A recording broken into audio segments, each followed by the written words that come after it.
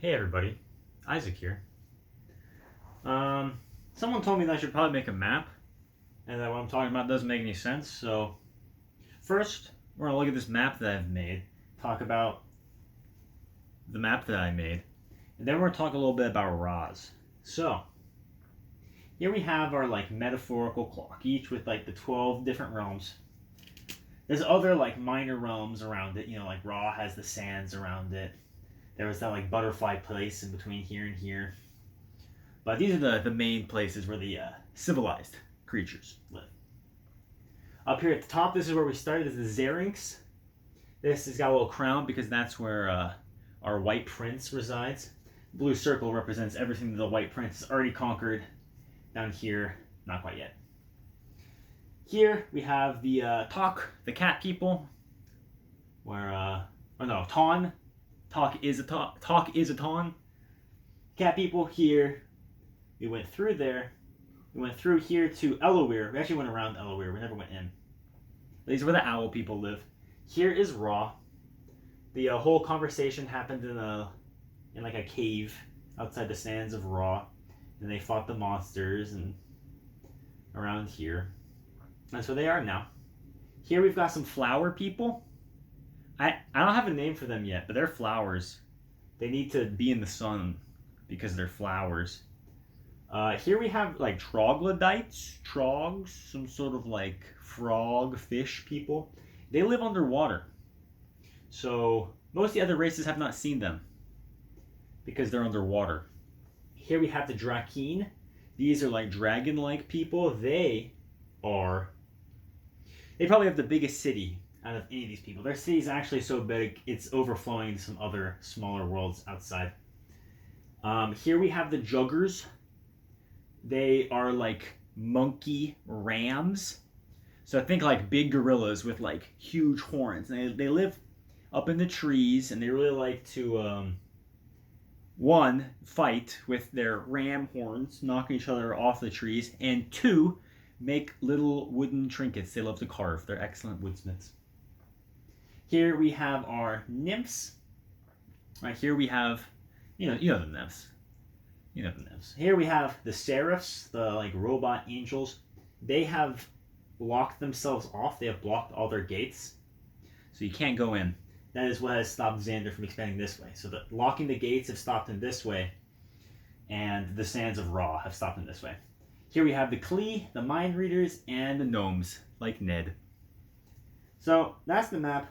We are here. The prophecy said that if we bring Jacob Storm, or if we bring the Son of Storm, all the way over to the Seraphs, the doors will unlock, and the Sun can get Storm's sword that is locked away here. We're going down and around to avoid going back through where Xander is. They don't have access to this prophecy. I think I said that earlier, but Xander has the whole prophecy, and he is the one who figured this out. Nobody in this group has ever actually seen it. We just know about it through Xerxes' spies. So we're not entirely sure on the details. We just know that Xander really wanted to get Jacob and bring him here to get the sword. That we're pretty confident of. The rest of the bit, something about a girl and fire and some other stuff, we're not too sure about that.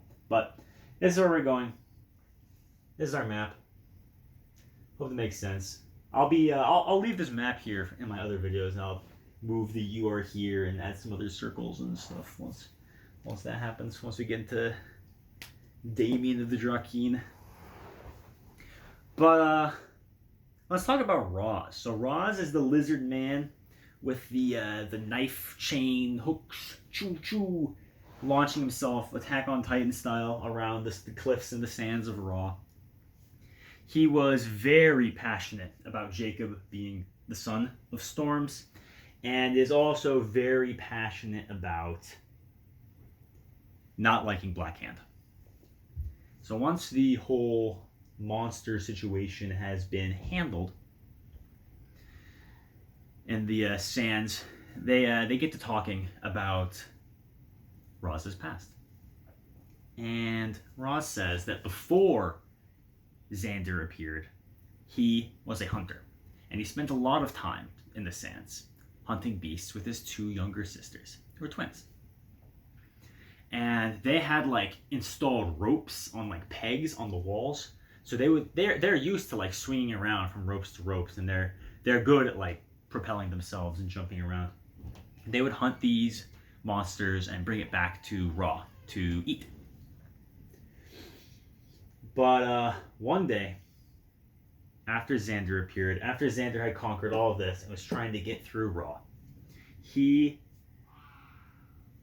couldn't figure out how to get through. Right? So he needed somebody who understood the maze. So one of his scouting parties found Roz and his sisters and captured them. Roz and his sisters were brought to Blackhand, whose orders were to figure out how to get to Ra. And Ra is led by a very religious group.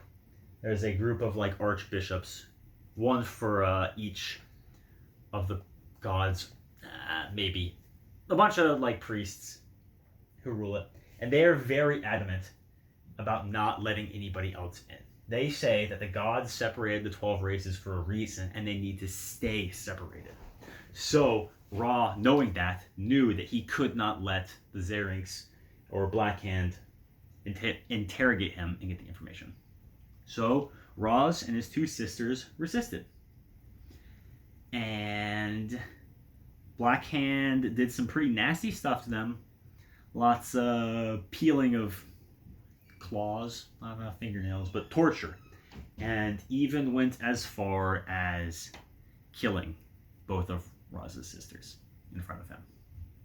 So Roz really doesn't like Blackhand for that. Eventually, Xerxes and the Band of Resistance broke Roz out, and Roz was more than happy to join them and fight against the White Prince. You see, Ra isn't like taking any action against them, they're just holding firm. And Roz, after that incident, believed that was not enough. So he is ready to fight.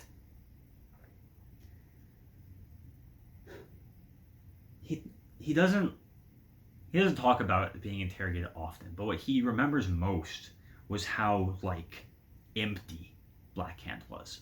Blackhand, he didn't get any joy out of torturing. He didn't like feel sad about it either. He just did it.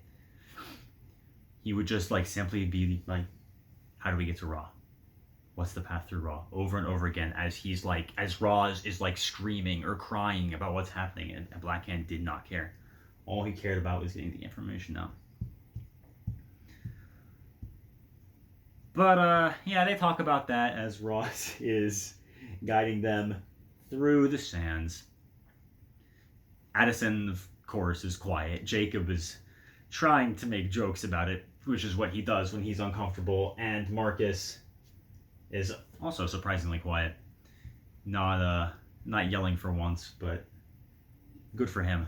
Not being an asshole when people are talking about their sisters dying. But they finally make it out of the sands and go through a gate to the beautiful land. My marker's all messed up. To the flower people. And they go out, and they're in this beautiful field with lots of nice green grass and regular flowers. They don't see any of the flower people yet. I don't have a name for them. Maybe Florida. Something like that. I'll come up with a name for the flower people. But they are here. They're out of the sands. They're marching their way to the Seraphs. Let's go.